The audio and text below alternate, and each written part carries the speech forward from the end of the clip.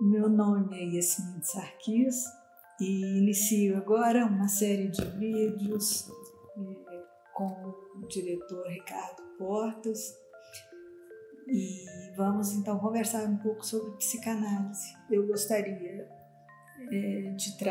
de apresentar meu último livro chamado Rei ou Semideus e Trabalhos Metapsicológicos. Nesse livro, o livro Rei ou Semideus, ele já é uma segunda edição, tem uma primeira edição em e-book pela editora Amazon. E agora lancei essa edição em papel, né? E também dois pequenos trabalhos sobre um estudo comparativo, se é que posso dizer assim, mas trazendo uma ligação que sempre existiu entre a psicanálise, a física, a biologia.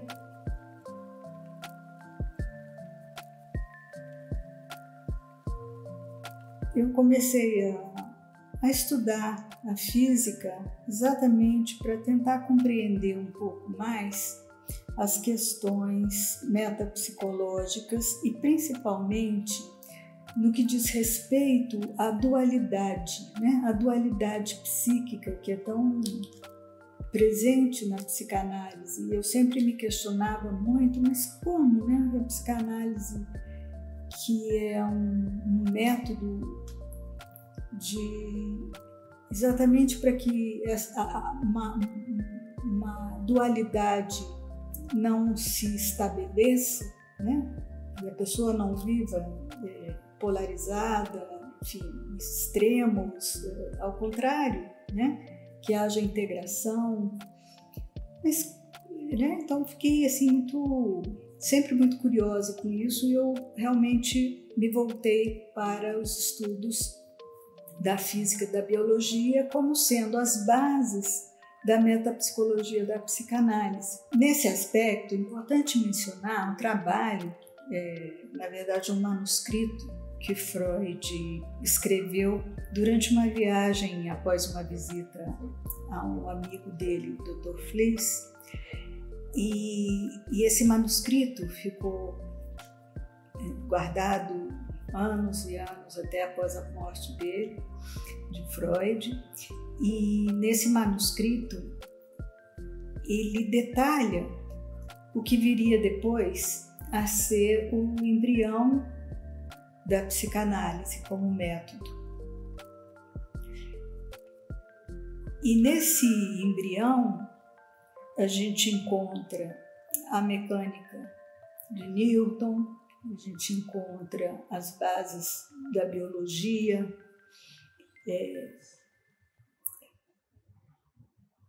porque a psicanálise ela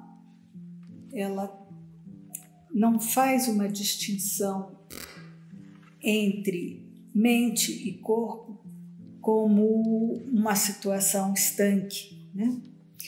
A psicanálise ela lida com o aparelho psíquico, né? E não com o aparelho biológico, mas isso não faz com que ela separe, né, o indivíduo, o corpo e mente, mas há uma junção que é natural. A psicanálise ela não vai lidar com a biologia, ela não vai lidar com os fatos biológicos, ela vai lidar com os fatos psíquicos, os fatos inconscientes. Esse projeto de uma psicologia para neurólogos, né, como ele se referiu, foi escrito em 1895. Foi então no projeto que o Freud usou como referência alguns elementos que depois vieram a surgir como conceitos de pulsão. Esse conceito de pulsão é que eu uso nesses trabalhos de metapsicologia em correlação à física contemporânea, onde há uma formulação desse aparelho psíquico onde de fato surge a metapsicologia como método, técnica, todo um arcabouço teórico, né, da psicanálise, que é no trabalho A Interpretação dos Sonhos, né, sobre interpretações dos sonhos. Esse trabalho traz nos capítulos 6 e 7 a formulação desse aparelho psíquico e o que seria, né? O que é a metapsicologia? E a metapsicologia, ela é o tripé aonde se baseia o método e a técnica da psicanálise, que é constituído de uma dinâmica, de uma tópica e de uma economia desse aparelho psíquico. Esse aparelho psíquico ele começa a ser estruturado a partir oficialmente desse trabalho da interpretação dos sonhos, e depois isso vai surgir de uma forma mais elaborada e mais integrada, digamos assim, em termos conceituais, no trabalho sobre sexualidade infantil em 1905. Então, esses são trabalhos pontuais, né, que eu considero que são referências para aqueles que tenham interesse e curiosidade sobre a psicanálise. Esses principais elementos, né, que estruturam a metapsicologia, e eles estão em função do que Freud coloca como um aparelho psíquico, um aparelho em que ele faz uma divisão, né? Essa divisão que eu acabei de colocar, mas essa divisão ela tem elementos, né? O que participa disso, né? Dinâmica entre o quê? Né? A economia entre quais?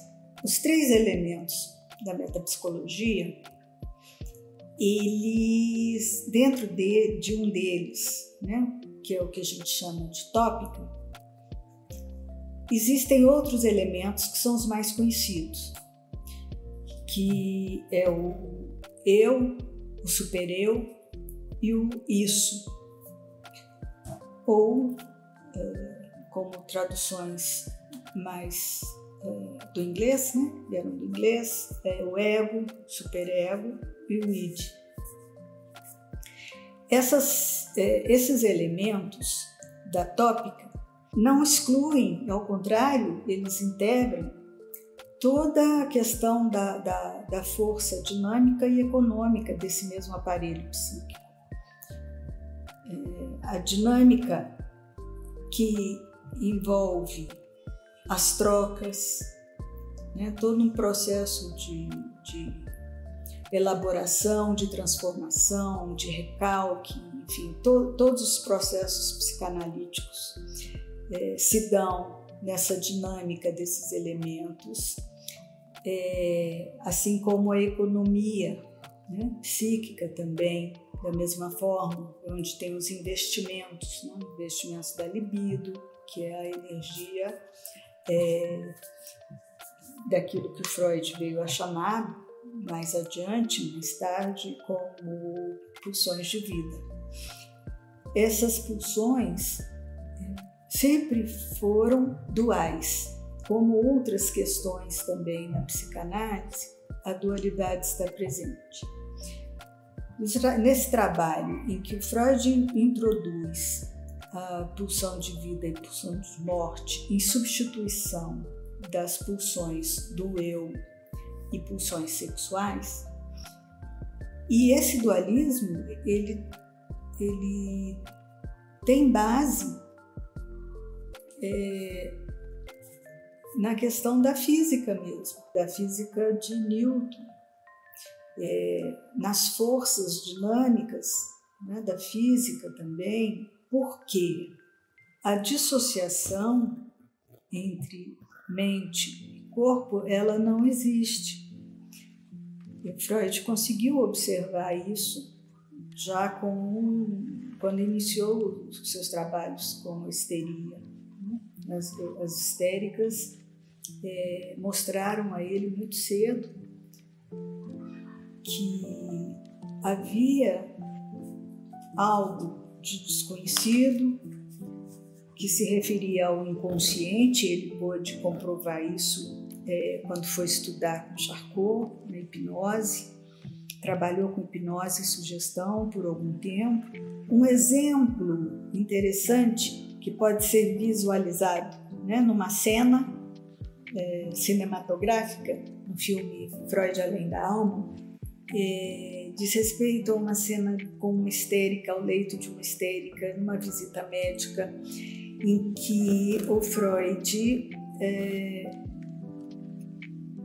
prova para os colegas que estão à volta dele que aquilo que a moça está manifestando não é uma teatralidade, não é um querer chamar a atenção ou algo de um furor histérico, como se imaginava, né? Uma doença do útero. Nessa cena, Freud pega uma agulha e enfia na perna da paciente. E essa paciente não sente absolutamente nada.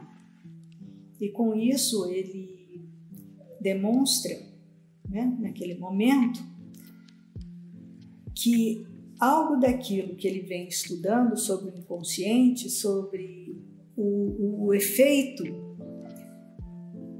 daquilo que não é conhecido,